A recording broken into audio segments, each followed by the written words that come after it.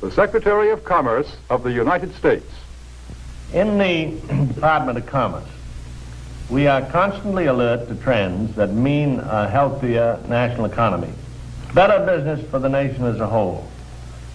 Recently, we have been interested in a rising young market, one that represents a huge potential for goods and services. I'm referring to the new Negro market. The tremendous buying power of this group is backed, of course, by an increased earning power. The average Negro family's income is at a record high. In fact, since 1939, it has increased more than the average income of all other Americans. Just take a look at a few figures. An official Department of Commerce report shows that at least 1/3 of the Negroes living in cities earn from $2,000 to $5,000 a year. Today, the average Negro wage earner brings home a paycheck 4 times larger than the one he collected in 1939. As a whole, the Negro market has a total income of about $15 billion every year. And after taxes, Negro families still have many billions of dollars to spend. Here is a buying power that cannot help but have a tremendous effect on our national economy and on business prosperity in general.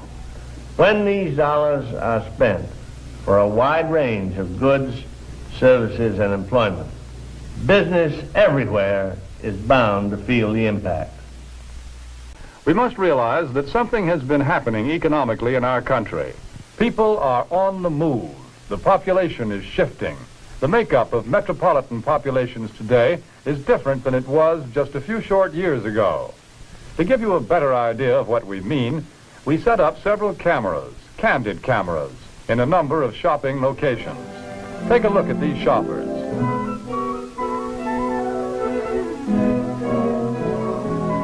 Notice what a large proportion of them are Negroes. What's the reason? It's simply this.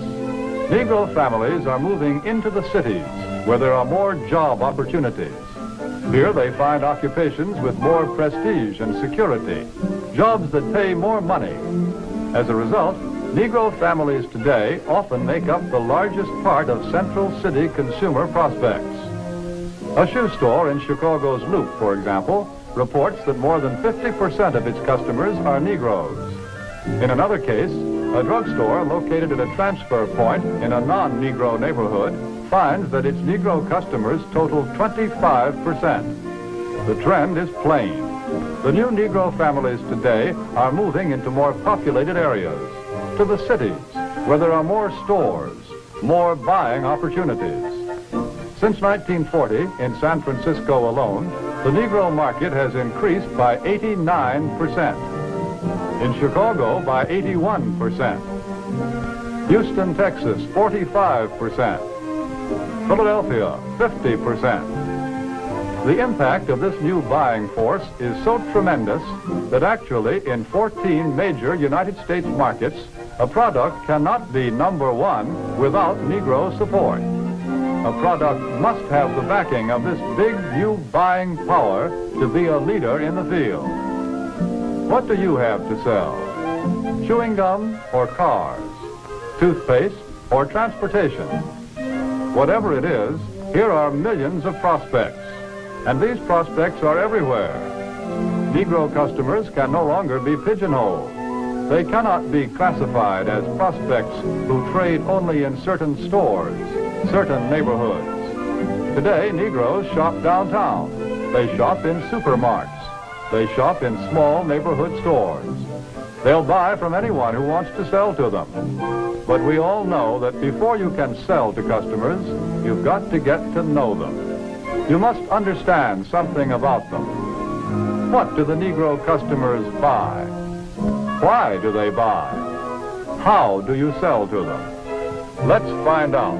Let's hear the opinion of men who have spent a lifetime studying the buying habits of customers the world over. Here is what sales psychologists have to say about selling to the Negro. The secret of selling to the Negro is expressed in one word. That word is recognition. Now, there's nothing unusual about that. People want to be recognized. They need recognition. That's basic in all of us.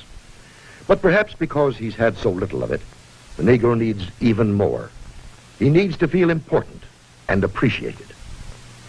This need is a very real and important one. It shows up even in many of the Negro's shopping habits. Anyone who sells or wants to sell to the Negro customer should know about some of these habits. 3 habits in particular play a big part in every sales transaction.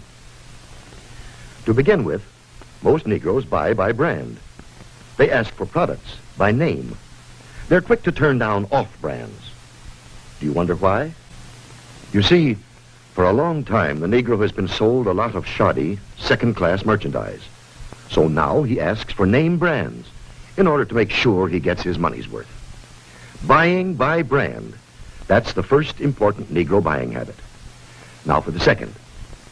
The Negro buys good quality merchandise. Symbols of quality and prestige are very important to the Negro customer. This woman, for example, is buying fine crystalware. But she is also buying the admiration and approval of her friends and relatives.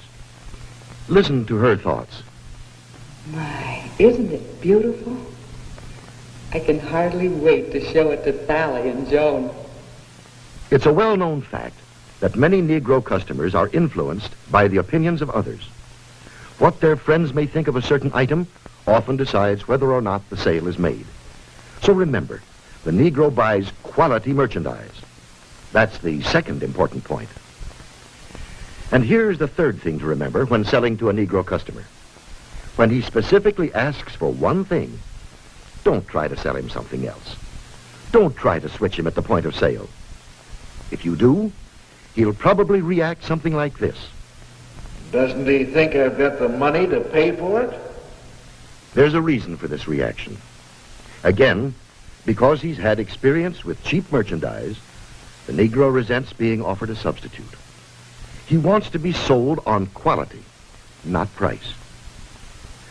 The Negro buys by brand, he buys quality, and he doesn't like to be switched at point of sale. These are the keys to selling the Negro customer.